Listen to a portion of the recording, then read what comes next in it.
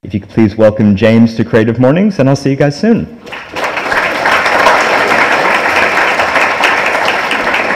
Hey guys, it's kind of weird being on this side of the microphone for a change. I'm usually sat down with you over there in the background, just trying to be quiet. I'm hoping I don't go too carried away with what I talk about now, because I think I've watched far too much comedy like the last month, and I woke up this morning thinking I was doing a stand-up skit on user experience, and I couldn't think of anything that rhymed with it, so I was like, oh, geez, quick 9 Inch Nails in the car on the way down, making sure. I was like, right, change my focus, let's change what I'm going to think about. So, yes, I'm a user experience designer. I've worked for a number of years in this industry. I've kind of started as a freelancer. I'm pretty much done what you guys are either doing or starting to do, or what you're exploring in your areas of industry. I want to talk about the future, obviously from this current theme. That was a friend of mine. What I've actually done with a lot of this, I've kind of shown a few friends and think, right, what do you think of this? Let's get some ideas. And people just ad-libbed a few little jokes here and there, and I thought that's actually quite good. So rather than trying to make this too highbrow and intellectual, which I'm certainly not, I want to just try and keep it talking about, let's talk about the future. So let's go. Looks like we're just looking at this slide. So who am I? Okay, so I'm another creative just like you. I'm standing here after I've been doing this for 15 years. I've been talking to much smaller groups than you guys, and I'm surprised that everyone actually turned up. I'm assuming it's about the future and not about me. But I started out working for freelancing, working for all kinds of different people. I've worked in London, I've worked in Manchester, I've worked in, as you can tell from my accent, I'm from Manchester. I've lived and worked in Sydney, done some small skits in New York. I've kind of bounced around a little bit, not quite sure knowing what I wanted to do and how I was going to do it. And eventually I was sitting at my desk, and there's a few of the guys here that I used to work with at Madman, and I kind of sitting there and I'm just doing the same thing again and again. I've got to do something. I want to make a difference. I want to come up with some idea. I'd recently come back from Nepal doing volunteer work, and there's got to be a better idea to do this, to come up with a better idea of making a difference. And I just literally at my lunch break I wrote my notice, and I just handed my notice in, not having any idea of what I was going to do. I just need to do something. So then, well, after I'd handed my notice and I should have been working, I was actually looking on the what names had not yet been registered, so I could like register a business name and figure out a way. And I came up with Carter. So Carter came literally out of me being a fan of Michael Caine. I thought, get Carter. Like, come on, that's not a bad little line to say. Never actually used it until now, but it's that was my way of thinking. So I thought, right, let's start with a name. I'm a designer, I do web, I do print, I do all these things. I'll try and do all of it. So I started Carter Creative. And I was doing that for a number of years. I worked with other freelancers, I hired them in, and you'd white label them. You didn't, because you were trying to figure out how to get your name out there, how to get everyone thinking that it was you that was doing all this work, and it was a business, not a person. And that's kind of changed, and then I by sheer luck of fate, I bumped into Paul. So Paul is my business partner. He's floating around over there, and he does look like that, as you can see. This is a friend of mine did this sketch when we first moved into our new office. We bumped into each other by chance. We were working in the same building in the city, and he was working for another company, and I was still working with contractors floating around, and we both ended up meeting in the lift, again, had the same schedule for coffee, and talking, and realised we're both from the same place, both from Manchester, and then we realised we're both from Stockport. I'm like, hang on, like, where are you from? And I'm from a small town called Cheadle-Hulme, and he's from a small town called Bramall, and it's like living in Carlton and Richmond. Like, we lived that close, sorry, even closer. Like Carlton and Fitzroy, it was that close how close we lived together.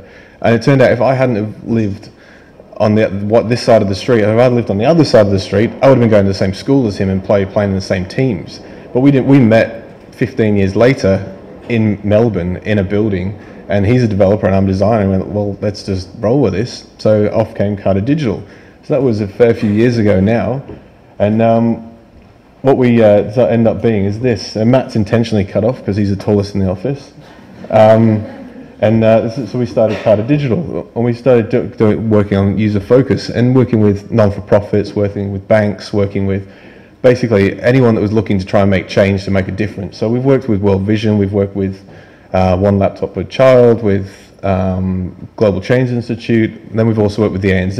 And now the ANZ isn't actually doing good as such, they're doing good by changing the way, it is money driven, you know that it's money driven, but at the same time, it actually makes them produce less carbon. They're reducing the amount of print they're doing because it's cheaper, but by doing that, they're actually improving reducing their carbon emissions by doing this.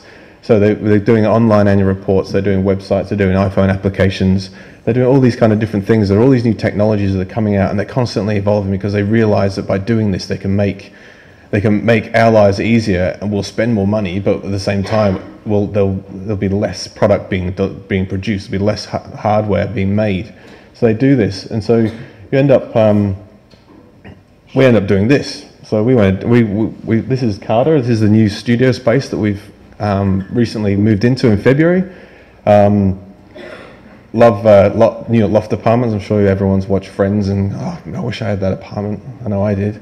And so we kind of recreated an industrial space in Fitzroy. So this is in Brunswick Street. We're in the same building for 3 years now, and it's much smaller. The room downstairs, but when we built it, it was also cost-driven as well, to be honest. But at the same time, I love coming up with ideas, and you'll notice in this talk that I'll probably go off on a tangent and start talking about something else. I'm not very linear. It's very difficult for me to think about one thing at a time.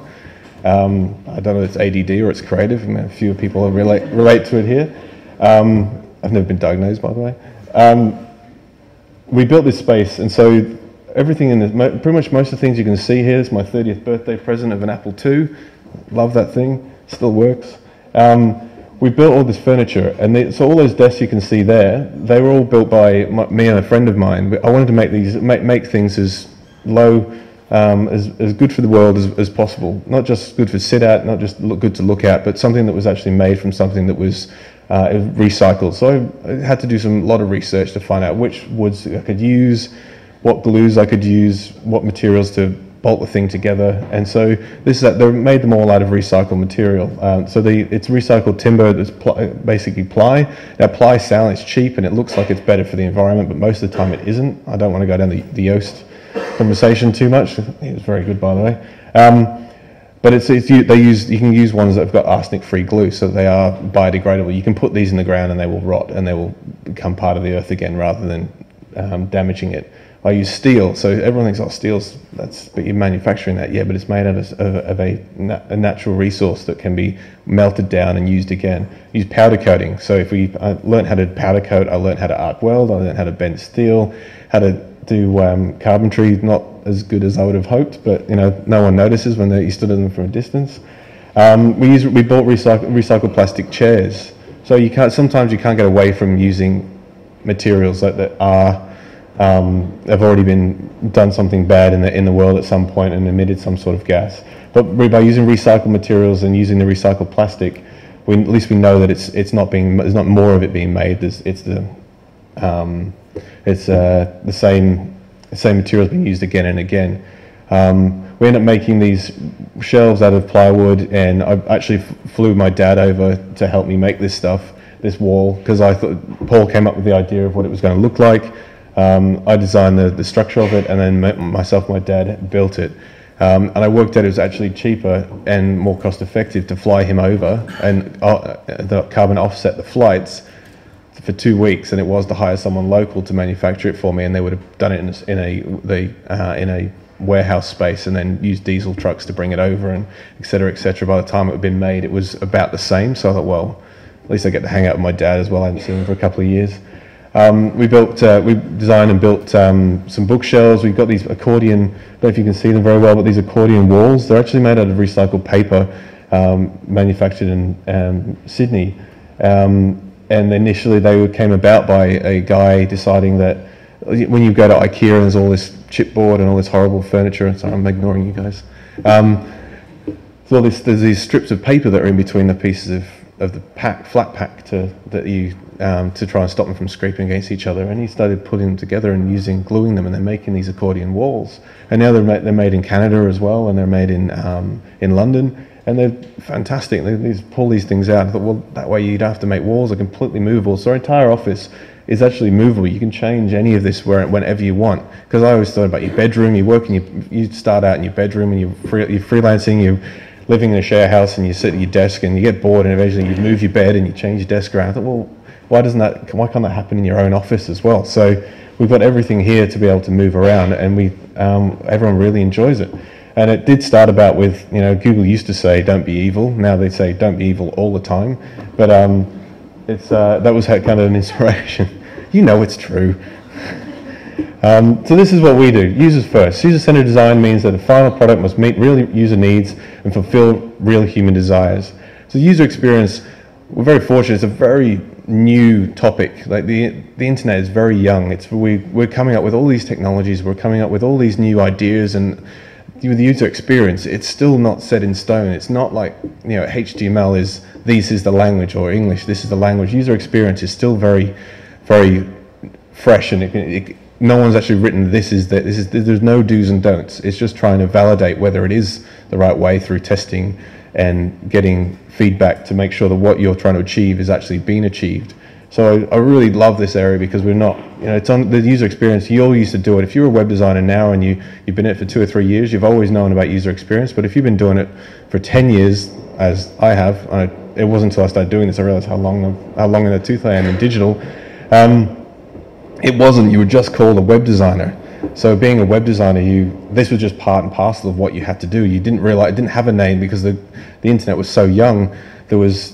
Everyone just had, you were a web designer or you're a graphic designer, and then it started changing. You're a web designer and you're a front end or you're a back end or you're a developer or you're PHP. It started to expand to you become more specialist in your field. And so now user experience has come out, and now everyone's got user experience written on their website if they build design. Even graphic design studios are starting to get in on the act as well, because they realize that graphic design, although it's still, I love graphic design. I love reading from a book or a magazine, like an actual paper. It's that religious turn of a page. It's still not being replicated. And on these devices that you get, they try and replicate these textures, this feeling of doing it, but you don't actually. It's not the same. It doesn't feel as nice. So that's still got a real important part in the design world. But they're trying to replicate that to some degree here. And what's slowly happening is they're trying to come up with new ways and new ideas that haven't been invented yet to make that a new experience. So, Google Goggles is another way that they're trying to do something. Does it enrich our lives? We've got no idea yet. Kind of looks like it's going to be a real pain in the ass, but everyone's going to want one anyway. It's a new way. You've never sat there and blinked to change it to turn a page but hopefully if you've got long eyelashes and they brush your glasses like mine, then you're going to end up not getting a chance to read the pages, because it's going to be changing it constantly as you're trying to read. So this is what is happening. Everything's becoming agnostic. The design forward, there's responsive design, there's server-side design called REST, there's adaptive design, this is all digital points. They're all got a place, but I think it's agnostic design is what is going to become forward. You're not going to be trying to design to a device, you're going to be designing to an experience. You're going to be coming up with ideas that are succinct with the way the person is expecting to use it, not with the device that they're holding while they use it. And I think this is an exciting time, because these are the things that haven't happened yet that are starting to happen, and we're on the cusp of not the next bubble, but the next wave of ideas and the next wave of creative that's coming through, and technologies that are going to happen. I've put a Vimeo link at the bottom here. It's a video called Connecting. I didn't realize at the time when I read it, there was actually a little sly dog, Microsoft trying to sell Windows 8 in there, and knows every device in this thing is Windows 8. But it's a really interesting topic, and they interview some very big names in there that are in this space too. So yeah, it's only 10 minutes long, and I just look up Connecting on Vimeo. I'm sure a few of you have seen it already, but it's on the money. It's fantastic.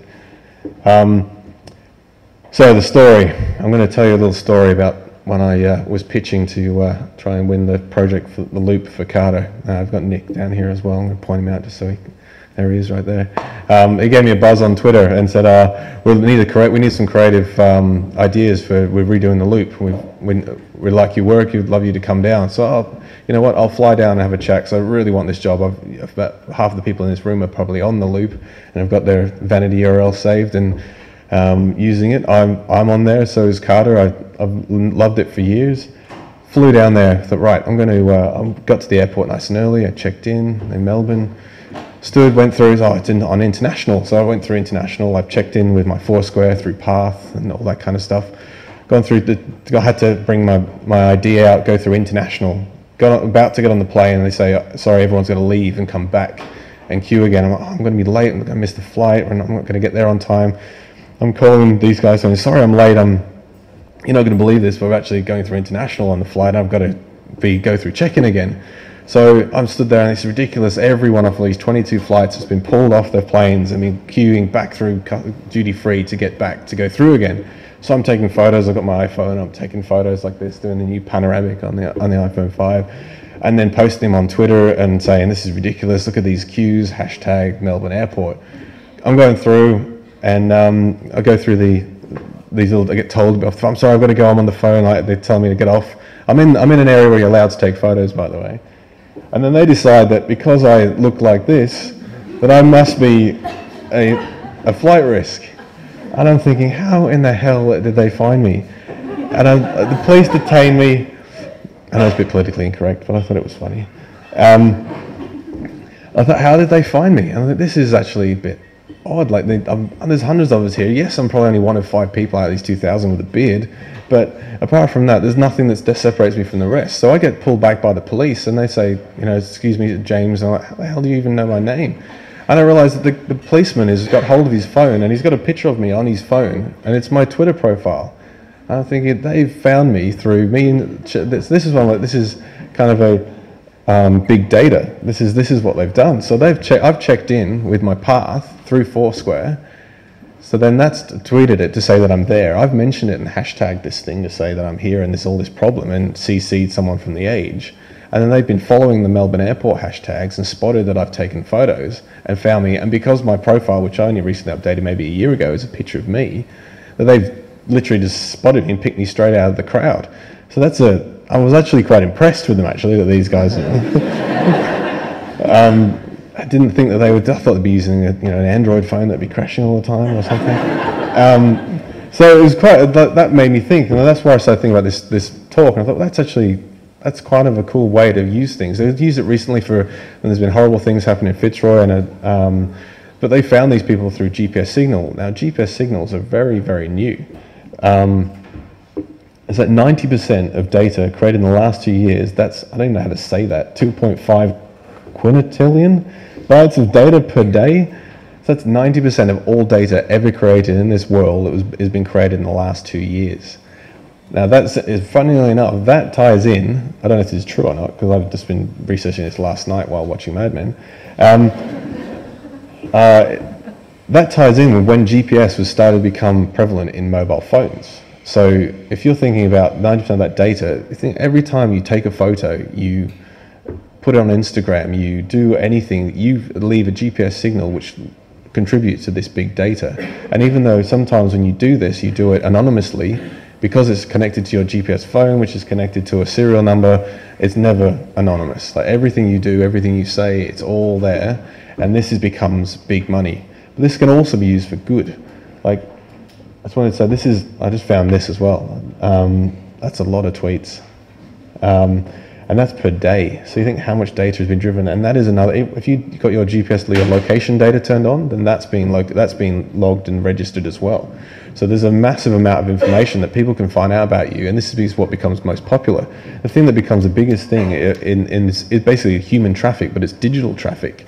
It's the information that you're leaving behind that you don't realize you're doing. When you check into Foursquare, when you're writing something in Twitter, you take a photo, all that information is like triangulating all things and information. But this can be used for good, because yes, it will be used for bad. We can't help that. Hopefully we can reduce it, but it's going to be, this information is sellable. Google does in terms of all the information, and it's all anonymous, and you've got all these different things that you do through Google. They then package that up and then sell it to be able to target you for, you're always looking at cars, well, we're going to find ads for you and start popping things up on your Facebook channel and all this kind of stuff, and it becomes direct marketing to you, and it gets smart. It's getting smarter and smarter because of this. But there's also information like this.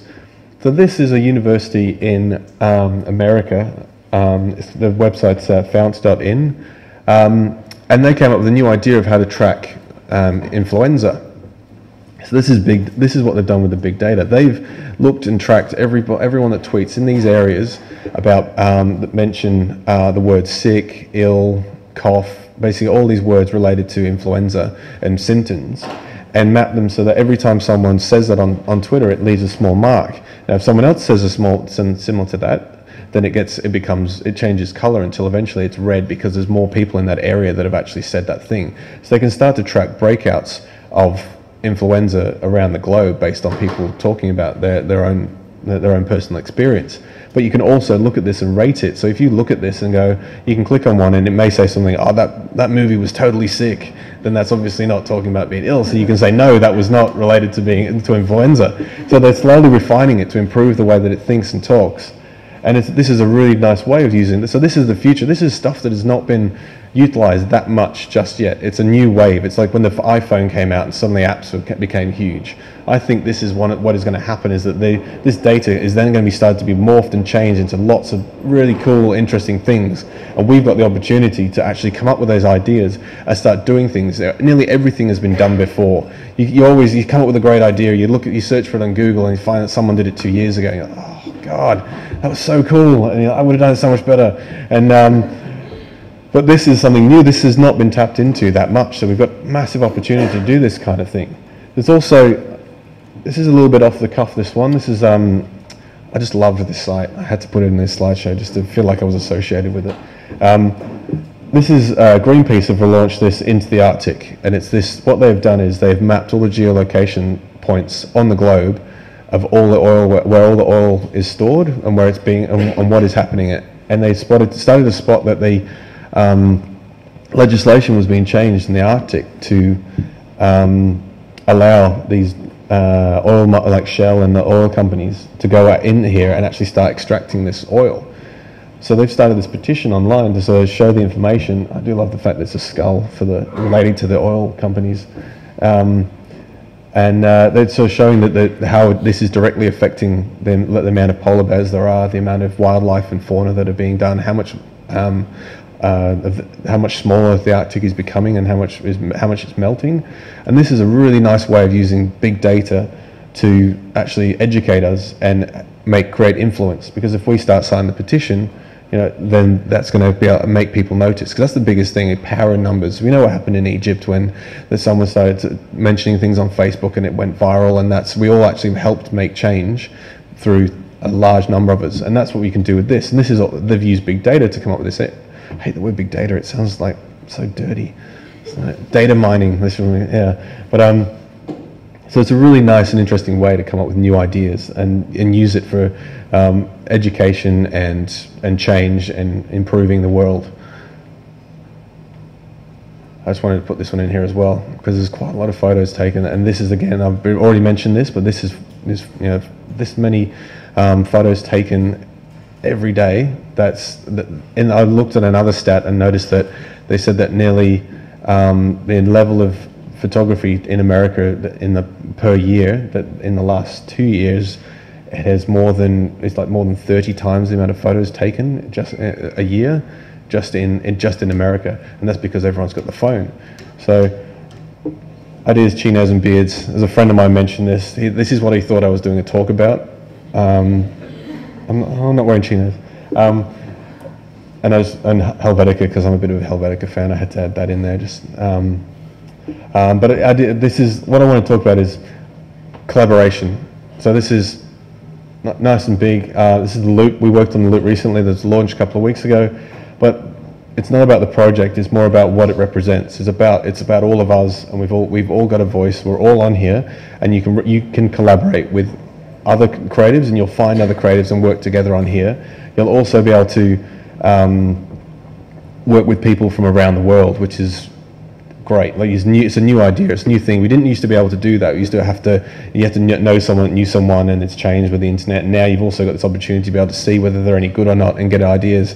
How often would you get someone going, oh, if you could do this first one for free, then maybe we'll hire you. It's like, yeah, no. You've already seen my portfolio. You've seen my ideas. You know whether I'm good or not already. That's why you're contacting me. And this opportunity, this is about collaboration. I think the future is about collaboration. We're in a big country with a small population. We're also part of, as Google put it, we're part of the next wave. We're the perfect demographic for testing and coming up with new ideas, because the demographic is so diverse, and a lot of us are none of us really are actually from here originally, other than the Aboriginals. So we've come from every other area of the world to come here to then, and it's very European. So they've got this perfect demographic of people to be able to tap into and come up with these creative ideas. And we don't need to compete against each other. We feel like we do, because there's a small commodity here, and the creative next door is doing the same thing you are, and if he gets the project, then I'm going to do this.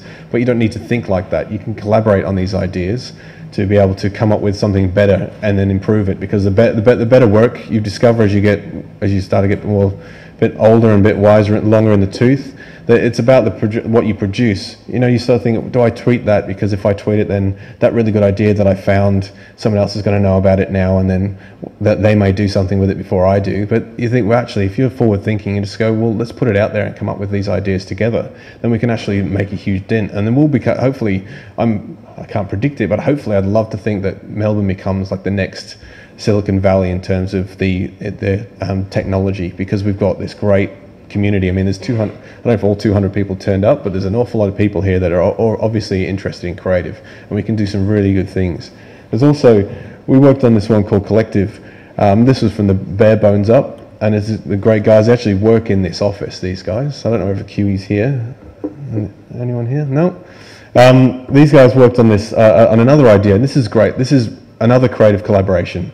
This is also, rather than just creatives in terms of graphic design and web design, this is all creatives. This is musicians, this is copywriters, this is filmmakers, web designers, it's everyone, because every product, you release a CD, you need someone to design the art, you need someone to put up the website, to create the MP3s, to do the sound recording for the music.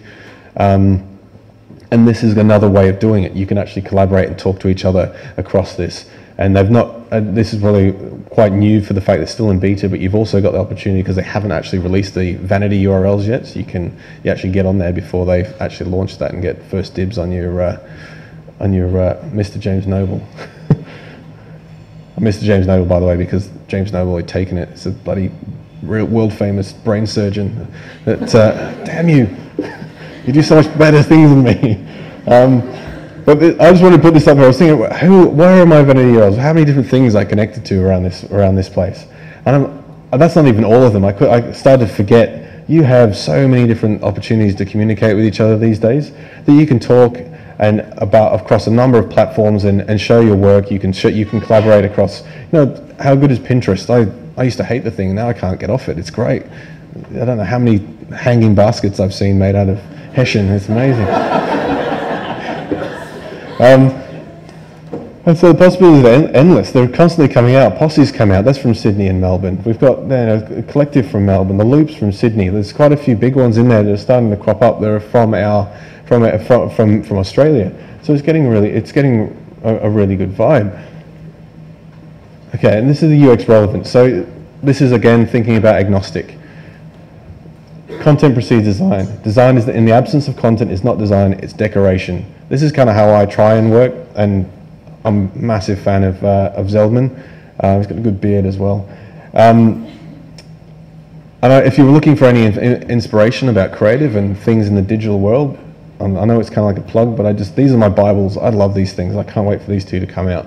It's such a good reference to find out information to not only for referencing your ideas, but coming up with solutions based on those ideas. Yeah, so seize the moment. That's it, thank you.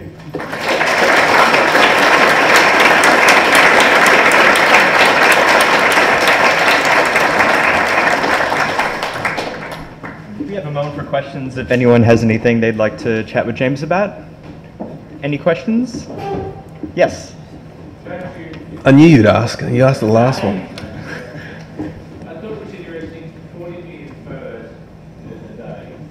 And yet you see Kodak, but you know, if the future's actually not necessarily things that are going away, maybe there's change of shape. Absolutely. Did you see that coming? You know, I didn't see Kodak failing. I didn't see. I saw Polaroid failing, but it's trying to adapt to the new technology that they're there. The idea was it could still be sound, but it doesn't mean that it's going to survive.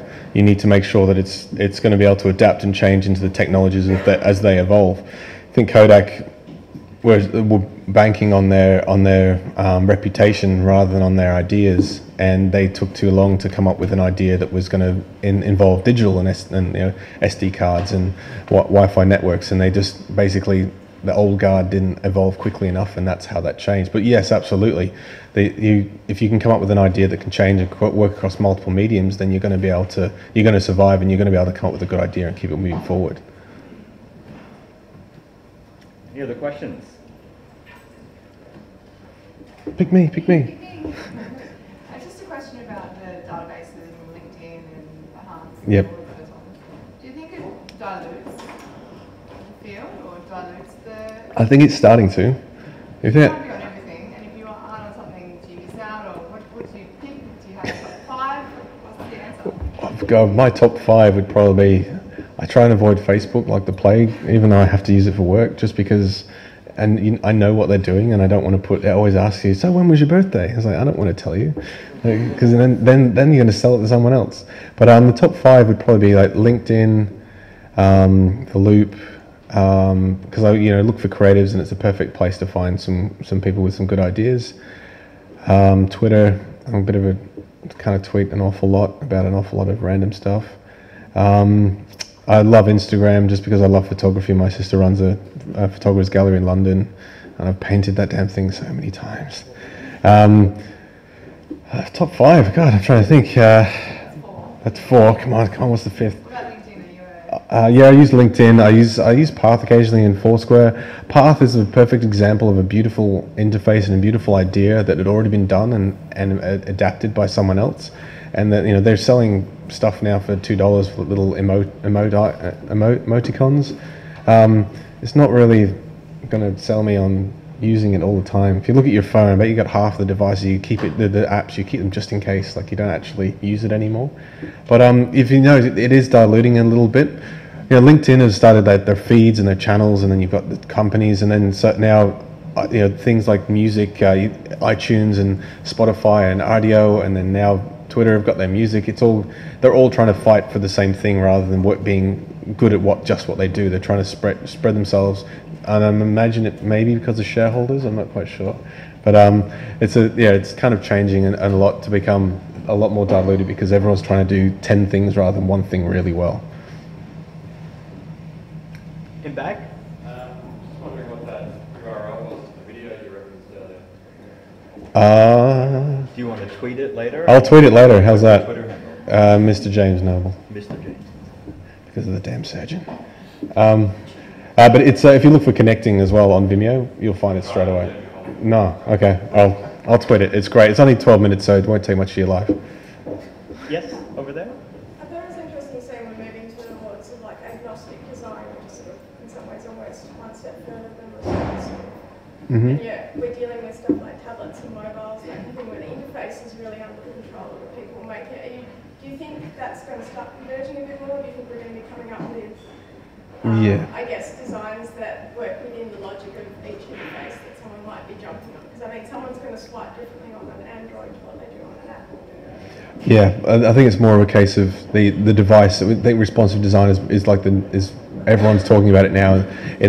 Our clients are talking about it now, whereas we were talking about it 2 years ago. That's the nature of the beast. But it's one of those things where responsive design isn't the be-all and end-all answer that they think it is, but it has improved the experience across different devices.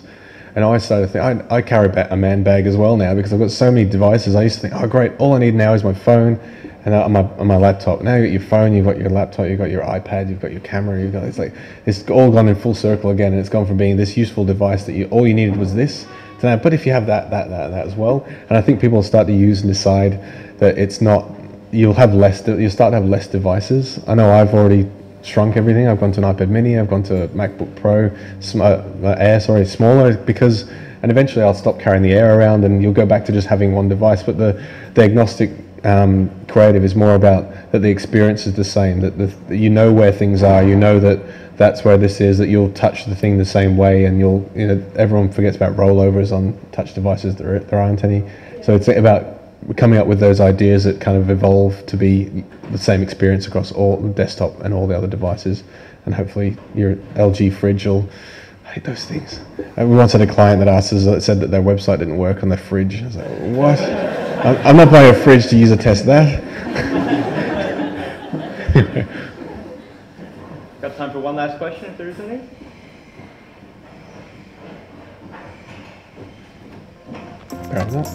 Everybody knows what's happening in the future. Thanks, guys. Hand to James. Thanks very much.